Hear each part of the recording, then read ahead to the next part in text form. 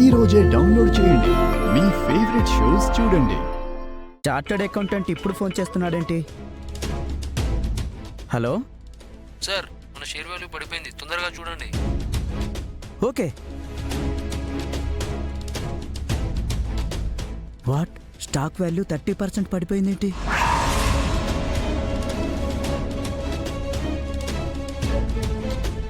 Sir sir sir sir ఏమైంది sir, మన share value ఆ నెగటివ్ న్యూస్ వల్ల తగ్గిపోతున్నాయి సార్. ఎంత తగ్గింది? ఇంతవరకు ఎప్పుడూ తగ్గినంత షేర్ వాల్యూ తగ్గిపోయింది సార్. వాట్? 30% మన షేర్ వాల్యూ పడిపోయింది సార్.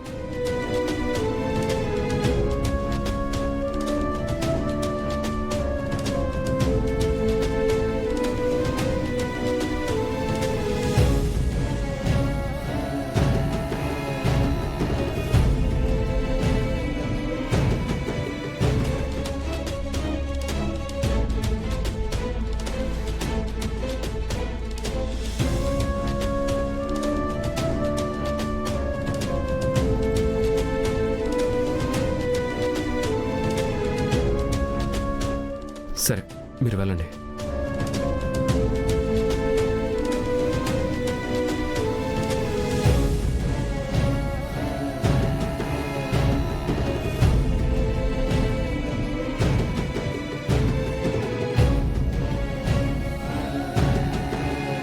చెప్పు కనుక,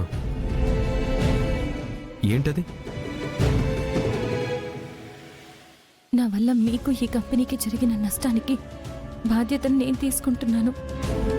నాకు మీరిచ్చిన ఎండి పోస్ట్కి, అలాగే నా ఉద్యోగానికి నేను రిజైన్ చేస్తున్నాను సార్. దయచేసి నా రిజిగ్నేషన్ని ఆమోదించండి విహారీ గారు. ఇప్పుడు నువ్వు రిజైన్ చేస్తే అర్థం ఏంటి కనకం? అర్థం ఏదైనా, నేను ఆ ఎండి పోస్ట్కి అర్హురాల్ని కాదు. నా వల్ల మీరు చాలా నష్టపోయారు. ఈ కంపెనీకి చాలా లాస్ వచ్చింది. అలాని నీకు నువ్వే వివరణ ఇచ్చేసుకొని, నీకు నువ్వే అనేసుకొని, నీకు నువ్వే రిజిగ్నేషన్ రాసేసుకొని వచ్చి ఈ సమస్య నుంచి దూరంగా పారిపోతావా? లేదు విహారీ గారు, నేనుంటే మీకు నష్టాలు తప్పించి లాభాలేమీ రావు. ఎందుకు రావు? ఎందుకంటే నేను ఆ ఎండి పోస్ట్కి అన్ఫిట్. నువ్వు అన్ఫిట్ అయితే ఆ రోజు ఐటీ రైట్స్ అయినప్పుడు నన్నెలా నువ్వు సేవ్ చేసేదానివి? మన కంపెనీ నుంచి మిస్యూజ్ అయిన ఫండ్స్ని ఎలా వెనక్కి తీసుకొచ్చేదానివి? పెద్ద పెద్ద ఫారెన్ ఇన్వెస్టర్స్ని ఎలా నీ తెలివితేటలతో కన్విన్స్ చేయగలిగేదానివి? వీక్రాఫ్ట్ అనే బ్రాండ్ని గ్లోబల్ బ్రాండ్ని ఎలా చేయగలిగేదానివి? అవన్నీ అప్పుడు విహారీ గారు. ఏ అసలు ఈరోజు ఏమైంది? సరే, ప్రజెంటేషన్ అవ్వలేదు, 3 బ్యాంకుల వాళ్ళు మనల్ని బ్లాక్ లిస్ట్లో పెట్టారు, అంతే కదా? మన దేశంలో 3 బ్యాంకులే లేవు కదా? అరే, ఇంకా చాలా బ్యాంకులు ఉన్నాయి. చిన్న పొరపాటు జరిగింది. ఆ పొరపాటు నుంచి నేర్చుకొని మళ్ళీ మొదటి నుంచి స్టార్ట్ చేయాలి. మనం ఒక్కసారి ఓడిపోతే ఓటమిని ఒప్పుకొని తల దించుకొని మనం వెళ్ళిపోతామా? మనం మళ్ళీ ప్రయత్నించామా? మళ్ళీ శక్తిని కూడగట్టుకోమా? మళ్ళీ పరుగు మొదలు పెట్టామా? చెప్పు. అది కాదు విహారీ గారు. లక్ష్మి, నువ్వు నాకేం చెప్పద్దు. నాకు నీ మీద ఏమీ నమ్మకమేం పోలేదు. నువ్వు ఈ కంపెనీ కోసం, నా కోసం పడిన కష్టం నాకు గుర్తుంది. మళ్ళీ స్క్రాచ్ నుంచి మొదలుపెట్టు. ఓటమిని భయపడని వాళ్ళకే విజయం వరిస్తుందని గుర్తుపెట్టుకో. ఈసారి జరిగిన పొరపాట్లను గుర్తుంచుకొని పంచే. నువ్వు మళ్ళీ ప్రయత్నించు. ఈసారి అవ్వలేదంటే అప్పుడు ఈ రిజిగ్నేషన్ని నేను ఆమోదిస్తాను. దయచేసి ఇంకొక ప్రయత్నం చేయి.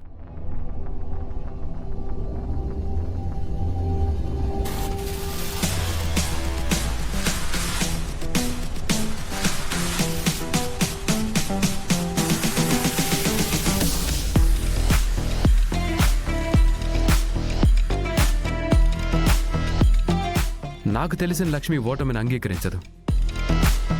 ఇంతకంటే పెద్ద ప్రయత్నమే చేయి. ఇప్పుడు కోట్ చేసిన లోన్ కంటే ఎక్కువ లోనే వస్తుంది.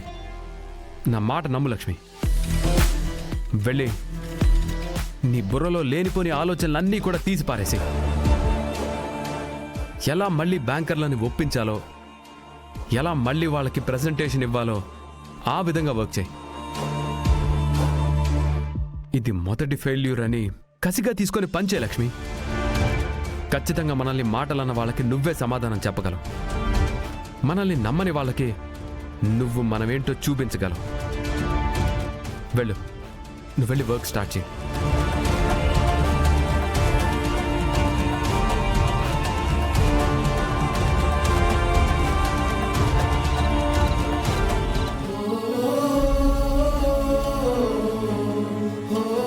కానీ ఏ ముహూర్తంలో ఈవిడ గారు ఎండి సీట్లో కూర్చుందో గాని ఆ దెబ్బకి మన గ్రూప్ ఆఫ్ కంపెనీస్ అతలాకుతలమైపోయాయి. ఈ నెల నా సర్వీస్లో మన కంపెనీ గురించి ఇలా న్యూస్లో రావడం ఇదే మొదటిసారి సార్. ఎవరిని పడితే వాళ్ళని అనామకుల్ని కూర్చోబెడితే ఇలాగే జరుగుతాయి.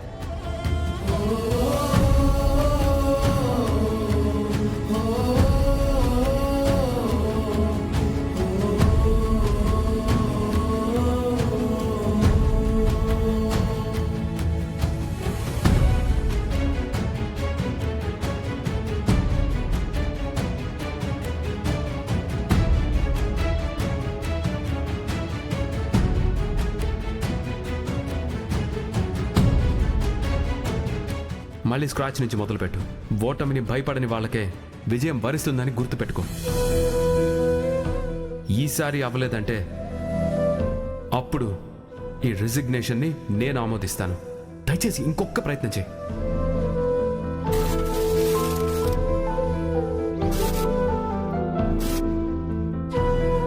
నా వల్ల బిహారీ గారు తల వంచుకోకూడదు, నా తీరు వల్ల తలవంపులు తీసుకురాకూడదు అనుకున్నాను.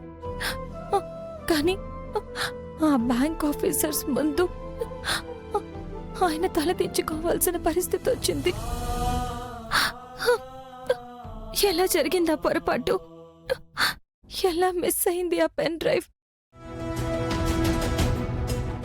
ఇంతవరకు ఎప్పుడూ తగ్గినంత షేర్ వాల్యూ తగ్గిపోయింది సార్.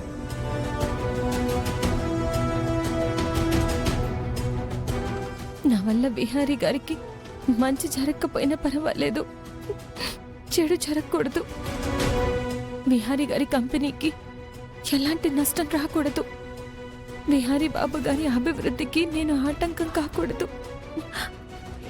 ఆయన ఎక్కే విజయపు మెట్లకి నేను అడ్డు రాకూడదు. నా వల్ల బిహారీ బాబు పాతాళానికి పడిపోకూడదు. ఇంకా జాగ్రత్తగా ఉండాలి, జాగ్రత్తగా ఉండాలి.